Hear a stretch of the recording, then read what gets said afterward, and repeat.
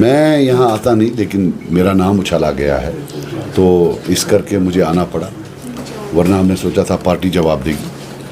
तो सबसे पहली बात मैं आपको बताना चाहता हूँ, मेरी दरख्वास्त है महबूबा मुफ्ती साहिबा से कि ये कितना भी ड्रामा करें, यार ये बूथ बंद कर दो यार। महबूबा मुफ्ती साहिबा से मेरी गुजारिश है, आप कितना भी ड्रामा कर लो, बनता है, ये जो बनता है आपने बोला है, इसके लिए अनकंडीशनल माफ़ी मांगनी पड़ेगी। ये डाइवर्जन देने से कुछ नहीं होगा। ऑल ऑफ अ सडन आपको अब सजाद लोन मिल गया, पीपल्स कॉन्फ्रेंस मिल गई कि किसी तरीके से अटेंशन डाइवर्ट हो। हमने एक तय कर लिया है कि हर दिन हमारे जो सोशल मीडिया पर लोग हैं वो माफ़ीनामे के लिए डिमांड कर, अनकंडीशनल। जो परसों का मजाक था वो नहीं, उसमें इन्होंने पूरे कश्मीर के बच्चों को मिलिटेंट कहा है और जस्टिफाई किया है पैलेट और गोली चलाना कश्मीरियों को। तो नंबर एक, ये एक डाइवर्शन है। बाकी ये मुझे समझ नहीं आती है, ये व्हाट नॉनसेंस इट इज, ये क्या बोले जा रहे हैं। मैं कुछ आपको बातें बता दूं, और ये थोड़ी एकेडमिक बातें, ये लिंक्ड नहीं है कि कल क्या हुआ। पूरे हिंदुस्तान में पार्टियां हैं, पाकिस्तान में पार्टियां हैं, बांग्लादेश में पार्टियां हैं, लेकिन एक कश्मीर में, जम्मू कश्मीर में भी नहीं, कश्मीर में एक पार्टी 24 घंटा बोलती रहती है एजेंसी वाले मुझे तोड़ रहे हैं, एजेंसी वाले मुझे तोड़ रहे हैं। हिंदुस्तान के बाकी हिस्सों में कभी कोई बोलता है ये पार्टी तोड़ रही है मुझे, लेकिन यहाँ आता है, इससे हमारा पॉलिटिकल सिस्टम भी तजलील में आ जाता है। अब महबूबा मुफ्ती जी को, उनकी पार्टी को एक थोड़ी गलतफहमी है, चूंकि उनकी पार्टी एजेंसी ने बनाई है, उनको लगता है सब पार्टी एजेंसी ने बनाई है, और जब कोई उनसे भागता है वो बोलते हैं लगता है एजेंसी वालों ने भगाया।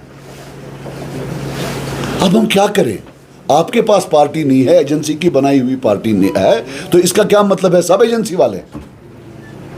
देखिए, ये पार्टी 2000 में बनी, ये पार्टी आम आदमी पार्टी की तरह नहीं थी। आम आदमी पार्टी जब बनी उसमें नए लोग आए, एक आदमी मोबाइल बेच रहा था वो एमएलए बन गया, कोई लोकल काम कर रहा था वो एमएलए बन गया। जो पीडीपी थी 2000 में, इसमें वही पुराने जो हैं लोग वही आए और उनने पीडीपी ज्वाइन कर ली।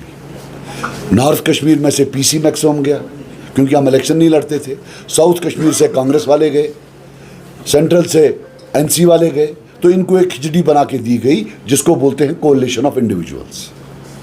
अब उसमें से कोई इंडिविजुअल इनको भाग जाता है, ये उस कॉन्स्टिट्यूंसी में 0 पर आते हैं, और चूंकि इनको ये एजेंसी वालों ने दिया है, ये फिर चिल्लाते हैं जी एजेंसी वाले हमें तोड़ने की कोशिश करते हैं।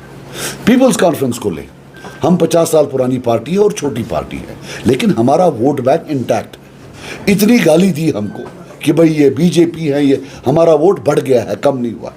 अब ये जो पीडीपी है, इन्होंने 2014 में 36% वोट लिया था नॉर्थ कश्मीर पार्लियामेंट सीट में, 2024 में ये 2.5% पर पहुंच गए। इसी को कहते हैं non party.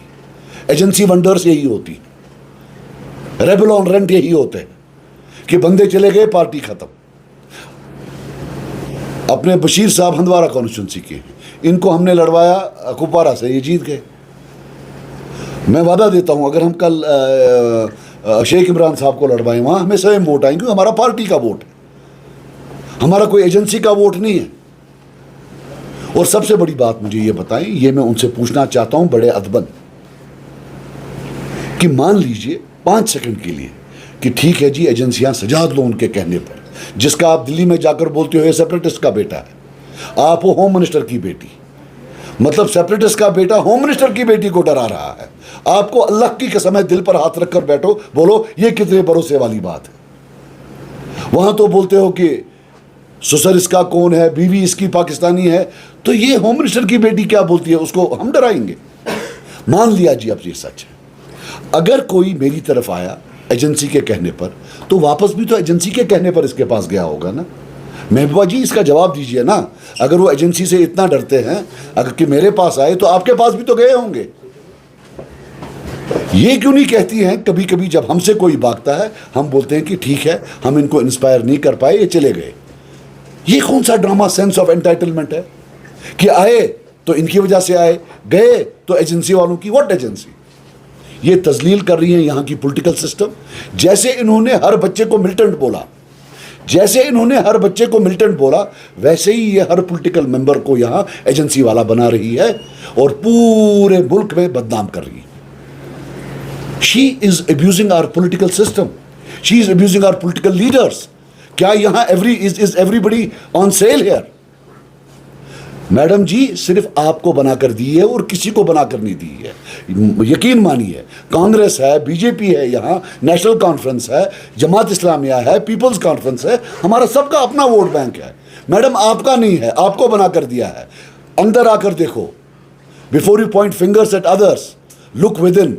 You are a voteless party, you are dependent on individuals. Individuals भाग जाते हैं, आप फुस हो जाते हैं, खत्म हो जाते हैं।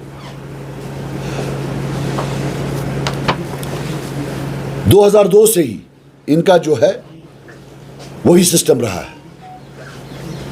अब हम पर पीछे पड़ते हैं। अब मैं आपको बोलता हूं कि पार्टी तोड़ना, आप में से कोई मुझे बता सकता है यहां बिगेस्ट पार्टी ब्रेकर कौन माना जाता है? पता है कि नहीं? आप नौजवान हैं। मरहूम मुफ्ती साहब, उन्होंने नेशनल कॉन्फ्रेंस के 2 टुकड़े कर दिए 1983 में एज हेड ऑफ कांग्रेस। जब वो गुलाम अहमद शाह साहब को लाया था, he was instrumental in breaking NC into 2 parts. Mufti साहिबा, महबूबा मुफ्ती साहिबा, आप गरेबान में देखिए। आज अब मैं भी चुप नहीं करूंगा, बहुत हो गया। मैं कोई पंचिंग बैग नहीं हूं। बीजेपी की चीफ मिनिस्टर आप थी और इल्जाम मुझ पर। बीजेपी का चीफ मिनिस्टर आपका वालिद था और इल्जाम मुझ पर। अरे आपका वालिद तो होम मिनिस्टर था, एजेंसीज तो उनको रिपोर्ट करती थी, वो तो उनके बॉस थे। आप तो एजेंसीज की बॉस की बेटी है। How dare you talk like this? इनका हमारा पुराना मामला है। और आज मैं बोलता हूं, मरहूम मुफ्ती साहब को मैं बड़ी इज्जत करता था, लेकिन जो उनके दम में आया, जब मैं पॉलिटिक्स करना चाहता था, उन्होंने पूरी कोशिश की मेरी एंट्री मेन स्ट्रीम पॉलिटिक्स में रोकने की। और आज मैं वो बयान करूंगा आपके सामने और सबको बता दूं, मैं अपने दम पर यहां हूं। Despite agencies, despite all the power that mister Mufti use, वो हमेशा बोलते थे लॉन्ग टर्म में न्यूसेंस बनेगा, हमारे लिए प्रॉब्लम बनेगा। 2009 में मैंने बोला मैं पार्लियामेंट इलेक्शन लड़ता। अखबार में आया तो हकीकत यह है कि एक एजेंसी के एक भाई थे, सीनियर थे, जानते थे मुझे। उन्होंने मुझे फ़ोन किया, इट इज़ ट्रू। मैंने बोला हाँ। तो बड़े तरीके से उनने बहुत कन्विंस करने की कोशिश की, कोई रोक नहीं कि आपको क्या ज़रूरत है अभी लड़ने की, इससे तो ये वोट तो पीडीपी को जाता है। मैंने कहा मुझे क्या लेना देना है, मैं तो अपना पीसी का वोट कंसोलिडेट करना चाहता हूँ जो बचा कुछ है। ठीक, ये डे 1 है। डे 3 मुफ्ती साहब अपने नॉर्थ जोन की पीडीपी की पार्टी मीटिंग बुलाते हैं कि भाई पार्लियामेंट के लिए तैयारी करो। बातों बातों में डिस्कशन होता है तो एक बंदा बोलता है, वो अब बीजेपी में है, बैखाकर के हंदवारा के, वो बोलते हैं जनाब लगता है सजाद साहब लड़ेंगे। 5 सेकंड में मुफ्ती साहब बोलते हैं, अच्छा सो ऐसे एजेंसी वाले हो तुम, उसको एजेंसी वालों ने उठाया होगा। एक्स होम मिनिस्टर मुफ्ती साहब, एक्स चीफ मिनिस्टर मुफ्ती साहब के पास 200 से 250 सिक्योरिटी वाले होते हैं। बेचारे सजाद लोन के पास 2 पुलिस वाले होते हैं। और तब मिलिटेंसी बड़ी पीक पर होती है और बड़ा मुश्किल होता है सेपरेटिज्म से मेन स्ट्रीम आकर। इसको कहते हैं वाइट कॉलर किलर, कि अगर मार देंगे तो मार दे। ये असली चेहरा। It does not stop there. 2014 में मैं असेंबली लड़ता हूं। 2014 में मैं असेंबली लड़ता हूं। इनकी पूरी कोशिश थी कि ये ना जीते। इलेक्शन से ठीक 4 या 5 दिन पहले द्रगमुला में एक एक्स डीआईजी साहब, उनके घर में एक मीटिंग होती है।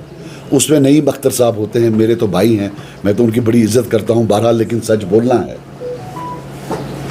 इसमें मरहूम अल्लाह ताला उनको जन्नत नसीब करे गुलाम मोहद्दीन सोफ़ी साहब होते हैं जो पीडीपी के कैंडिडेट होते हैं। इसमें गुल मोगरे साहब होते हैं, मजीद पंडित साहब होते हैं, तकरीबन 15-16 आदमी होते हैं। प्रॉब्लम ये है जो ये 15-16 आदमी हैं, इसमें से 10 आज हमारे साथ हैं। इस मीटिंग में तकरीर करते हैं